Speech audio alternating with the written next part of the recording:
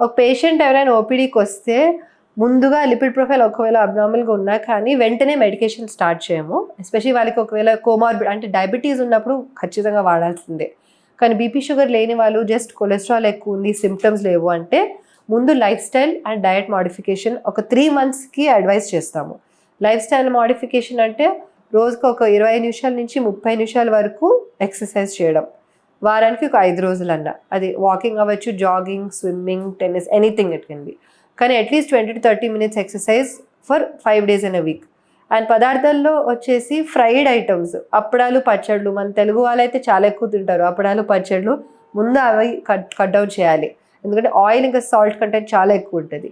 అది కాకుండా fried items, సమోసాలు, బజ్జీలు కూడా అవి కూడా చాలా తగ్గించాలి. రెడ్ మీట్, మటన్ తగ్గించాలి. ఫిష్ మంచిది కానీ ఫ్రైడ్ ఫామ్లో అవాయిడ్ చేయాలి ఇవన్నీ కానీ. So and ghee, sweets. ఇంకొకటి వచ్చి నెయ్యి చాలా ఎక్కువ వేసుకుంటారు, నెయ్యి కూడా బాగా తగ్గించాలి. ఎటువంటి ఆయిల్ అనేది బాగుంటుంది కొలెస్ట్రాల్ కోసం చాలామంది అడుగుతారు. అంటే పర్వాలేదు, కొన్ని బెనిఫిట్స్ ఉంటాయి olive oil over other oils కన్నా. ఎక్స్పెన్సివ్ ఆప్షన్స్ అవి, అవసరం కూడా లేవు అవి. మనం వాడే ఆయిల్నే కొద్దిగా క్వాంటిటీ తగ్గిస్తే అది సరిపోతుంది. సో ఇలాంటి లైఫ్ స్టైల్ డయట్ చేంజెస్ చేసి 3 months తర్వాత కూడా ఎక్కువ ఉందంటే అప్పుడు మెడికేషన్ అవసరం పడుతుంది. 62 లక్షల మంది ప్రజల్లో మెడ్ ప్లస్ బ్రాండ్ మెడిసిన్స్ కి మారడం వలన 915 కోట్ల రూపాయలు సేవ్ చేసుకున్నారు. అదే మెడిసిన్స్ అదే క్వాలిటీతో 50 to 80% డిస్కౌంట్లు.